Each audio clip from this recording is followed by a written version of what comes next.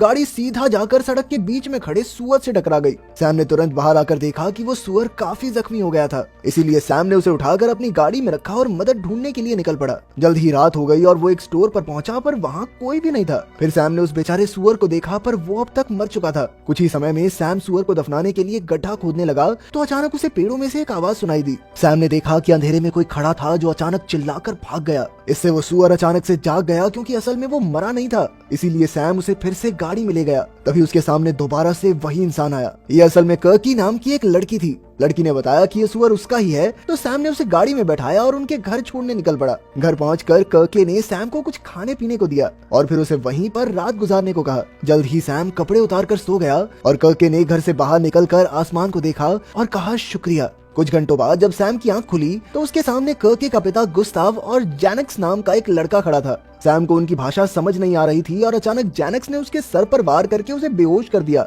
इसके बाद उन्होंने सैम के गले में पट्टा बांधा और उसे तबेले में जंजीर से बांध दिया। जैनेक्स को डर था कि कहीं कर्के सैम को पसंद न करने लगे, इसलिए उसने बिना बात सैम को पीट कर अपनी भड़ास निकाली। बाद में कर्के ने आकर सैम के लिए वो जगह साफ की, पर सैम तो अपनी पूरी जान लगाकर उन जंजीरों से आजाद होने की कोशिश कर रहा था। अब सैम कर्के के सामने गिड़गिड़ाने लगा, पर तभी गुस्ताव ने वहाँ आकर सैम को पीटना शुरू कर दिया। अगली सुबह जब सैम उठा तो वो बेचारा काफी दर्द में था। फिर कर्के और गुस्ताव उसके लिए 2 बाल्टियां लाए। एक में उसके लिए झूठा खाना था और दूसरों में सुअरों का खाना। कर्के ने सैम को सुअरों को खाना खिलाने को कहा, जिसके बदले में उसे ढंग का खाना मिलेगा, वरना गुस्ताव उसे फिर से पीटना शुरू कर देगा। तब सैम ने गुस्से में बाल्टी फेंक दी और कहा कि मैं तुम्हारा पालतू सुअर हरगिज नहीं बनूंगा। गुस्ताव उसे मारने दौड़ा, पर कर्के ने उसे रोकते हुए कहा कि ये भूखा रहकर खुद ही सीख जाएगा। शाम को उन्होंने सैम के लिए खाना रखा, लेकिन वो उसकी पहुंच से बहुत दूर था। सैम ने उसे पैर से खींचने की कोशिश की, पर अचानक एक सुअर आकर सारा खाना खा गया। फिर अगले दिन वहाँ मार्क और विलियम नाम के 2 आदमी आए और बेचारे सैम ने उनसे मदद मांगने की कोशिश की,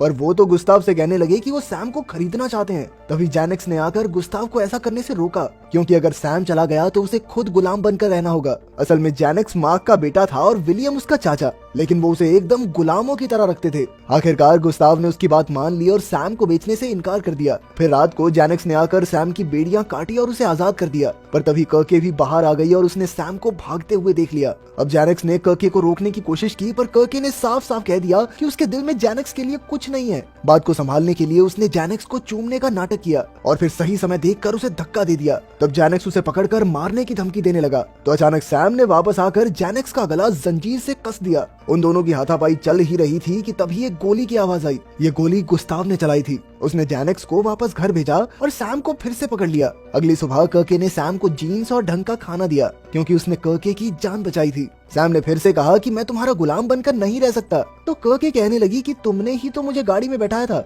और वो बेचारा मजबूरी में सुअरों को नहलाकर उनकी देखभाल करने लगा। बाद में गुस्ताव ने उसे एक लंबी जंजीर से बांधा ताकि वो बाहर लकड़ी काटने जा सके। जब दरवाजा खुला तो सैम कई दिन बाद धूप में जाकर बेहद खुश हुआ, पर तभी गुस्ताव ने उसे एक सुअर को मारने का हुक्म दे दिया, जिसे वो एक पार्टी के लिए पकाने वाले थे। मगर सैम किसी को मारने के बारे में सोच भी नहीं सकता था, इसीलिए आखिर में गुस्ताव को ही उस सुअर को मारना पड़ा। खैर कुछ देर बाद वही सुअर सैम के पास आया जिसकी उसने जान बचाई थी, और वो सुअर उसे मम्मी मम्मी कह के बुलाने लगा। इससे बेचारा सैम इतना डर गया कि उसकी तबीयत ही खराब हो गई। फिर अगले दिन कर्के ने सैम को खुद नहलाया और समझाया कि पार्टी के दिन गुस्ताव उसे पूरे परिवार के सामने दिखाकर अपनी धौंस जमाएगा, इसीलिए सैम को साफ सुथरा दिखना होगा। इसके बाद उसे कपड़े पहनाकर टेबल पर ले जाया गया जहाँ सभी लोग खाना खा रहे थे। सैम को बाकी सबके साथ खाने पीने की इजाजत थी, लेकिन हर वक्त उसके गले में जंजीर बंधी रहती। वहीं दूसरी ओर जैनेक्स को एक गंदे कुत्ते की तरह दूर कहीं बैठा दिया गया। खैर खाने के बाद सब नाचने गाने लगे तो कर्के ने सैम को डांस के लिए बुलाया। उन्हें देखकर तो जैनेक्स की और जल गई। तभी मार्क और विलियम जैनेक्स को बचा खुचा खाना डालने आए, तो जैनेक्स ने कहा कि वो कर्के से शादी करना चाहता है और इसके बदले उन तीनों को वो तबेला भी मिल जाएगा। मगर मार्क और विलियम ने उसे धुतकारते हुए कहा कि तू बस एक कुत्ता है, समझा। फिर जैनेक्स उनके कहने पर कुत्तों की तरह भौंकने लगा, और तो और वो अपने पेट पे मालिश करवा के खुश भी हो रहा था। तभी अचानक गुस्ताव ने सैम को कर्के से दूर कर दिया और कहा कि अभी तुम इसके लायक नहीं हो। फिर कर्के ने सैम को वापस जाने को कहा, और जब सैम लौट रहा था तो एक कुत्ता जोर जोर से उस पर भौंकने लगा। अचानक सैम भी कुत्ते की तरह जमीन पर बैठकर भौंकने लगा और असली कुत्ता डरकर भाग गया। इसके बाद जैनेक्स झोपड़ी से बाहर निकला और वो सैम पर भौंकने लगा। तब सैम ने पीछे मुड़कर देखा कि उसकी गाड़ी पास ही खड़ी थी, तो वो भागकर गाड़ी में बैठ गया, लेकिन दरवाजे में उसकी जंजीर अटक गई। खैर उसने कुछ देर के लिए चैन की सांस ली और गाड़ी में रखी टॉफी खाई। फिर उसने गाड़ी की चाबी लगाकर गाड़ी स्टार्ट की और वाइपर से सामने का शीशा साफ होने लगा। अचानक सैम ने देखा कि कर्के उसके सामने खड़ी चिल्ला रही थी कि सैम भागने की कोशिश कर रहा है। तभी उसके पूरे परिवार ने सैम पर हमला बोल दिया और उसे खींचकर तबेले में ले आए। सैम ने उन्हें समझाने की कोशिश की कि भाई मैं भागने की कोशिश नहीं कर रहा था, ये जंजीर बंधी हुई है, कैसे भागूंगा। पर उनमें से किसी ने उसकी एक ना सुनी और गुस्ताव उसे सबके सामने कुत्तों की तरह पीटने लगा। बेचारा सैम पूरी रात दर्द से करहाता रहा। फिर अगले दिन उसे एक छोटी जंजीर से बांधा गया ताकि वो ज्यादा हिल डुल ही ना सके। बाहर जैनेक्स और एक लड़का कुछ सुअरों को ट्रक में भर रहे थे। कुछ देर बाद वही सुअर फिर से सैम के पास आया। सैम ने उसे दूर जाने को कहा, पर जल्द ही सुअर ने उसे कुछ औजार ला कर दिए और उनकी मदद से सैम एक बार फिर से भाग निकला। वो चुपके से उस ट्रक में छुप गया और वो सुअर भी सैम के साथ ही आ गया। पर कुछ ही समय में ट्रक का टायर फट जाने की वजह से वो पलट गया। जैसे तैसे जैनेक्स खिड़की से बाहर निकला और उसने देखा कि सैम और बाकी के सुअर तेजी से भाग रहे थे। उधर तबेले में जब कर्के को सैम के भागने की खबर मिली तो वो फूट फूट कर रोने लगी। तो गुस्ताव तुरंत ही सैम को ढूंढने निकल गया। वहीं सैम जंगल में पूरी तेजी से दौड़ रहा था, लेकिन फिर वो अचानक से एक गड्ढे में गिरकर बेहोश हो गया। फिर रात को उसकी आंख खुली तो उसने गड्ढे से बाहर निकलने की खूब कोशिश की, लेकिन कोई फायदा नहीं हुआ। आखिरकार वो बेचारा निराश होकर रोने लगा। फिर अगली सुबह अचानक गड्ढे में एक रस्सी आई तो सैम ने देखा कि वही सुअर उसे बचाने आया था।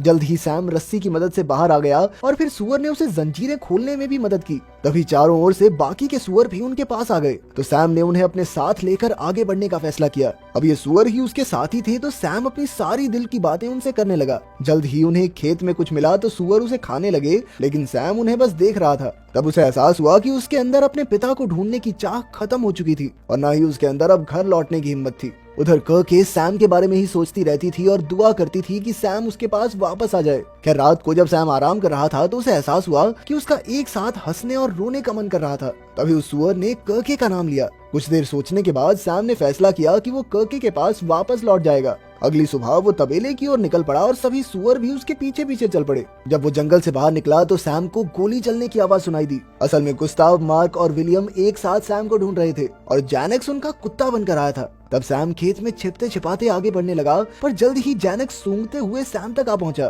तभी गुस्ताव ने सैम के ऊपर बंदूक तान दी और उसे सारे सुअर लौटाने को कहा। सैम को पास ही में अपना वो सुअर दिखाई दिया, पर उसने एक शब्द नहीं बोला। गुस्ताव ने उस पर गोली नहीं चलाई क्योंकि पहले वो अपने सुअर वापस लेना चाहता था, लेकिन अचानक जैनेक्स ने बंदूक हथिया ली ताकि वो सैम पर गोली चला सके। जल्द ही चारों आदमी बंदूक के लिए लड़ने लगे और सैम मौका देखकर भाग निकला, पर अचानक उसने गोली की आवाज सुनी और वो वहीं जम गया। फिर वो तुरंत वापस लौटा और उसने देखा कि सुअर गुस्ताव के पैर का जख्म चाट रहे थे। अब सैम ने गुस्ताव को अपने कंधों पर उठाया और तबेले की ओर चल पड़ा। सैम ने उसकी जान बचाई थी, इसलिए गुस्ताव उससे बहुत खुश था। वो अब उसके साथ गुलाम की तरह नहीं बल्कि एक आम इंसान की तरह बर्ताव करने लगा। फिर उसने सैम को अपनी बेटी कर्के से शादी करने की इजाजत भी दे दी। बाद में जब कर्के उसके घाव पर मरहम लगा रही थी तो गुस्ताव ने उसे वो गोली संभाल कर रखने को कहा ताकि वो मार्क और विलियम से बदला ले सके। इसके बाद कर्के ने सैम को बताया कि उसके पिता उनकी शादी के लिए तैयार हो गए हैं और वही सुअर उन्हें दूर से देख रहा था। उस रात जब वो एक दूसरे के साथ कुछ निजी समय बिता रहे थे तो अचानक उन्हें कुत्ते के भौंकने की आवाज सुनाई दी और बाहर से बहुत तेज रोशनी आई।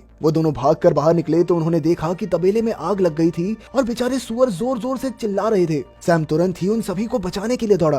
तभी जैनेक्स सामने आया और ये खुलासा हुआ कि ये आग उसने ही लगाई थी, क्योंकि वो कर्के और सैम की शादी की खबर सुनकर तिलमिला उठा था। जैनेक्स कर्के को साइड में ले गया और उसे जबरदस्ती उसके साथ भागकर चलने को कहा। तभी सैम बीच में आ गया और उन दोनों में जबरदस्त लड़ाई छिड़ गई। सैम ने जैनेक्स को नीचे पटक कर उसकी आंखों में अपने अंगूठे घुसा दिए, जिससे जैनेक्स दर्द से बुरी तरह कराहने लगा। खैर अब तक काफी सुअर आग से बचकर भाग निकले थे। इस घटना के कुछ समय बाद सैम और कर्के ने शादी कर ली। मार्क और विलियम ने उनके तबेले में हुए नुकसान की भरपाई की और गुस्ताव के साथ अपनी दुश्मनी खत्म करके एक नई शुरुआत भी। गुस्ताव अपनी बेटी की खुशी में काफी खुश था, पर उसी रात उसे हार्ट अटैक आ गया जिससे उसकी मौत हो गई।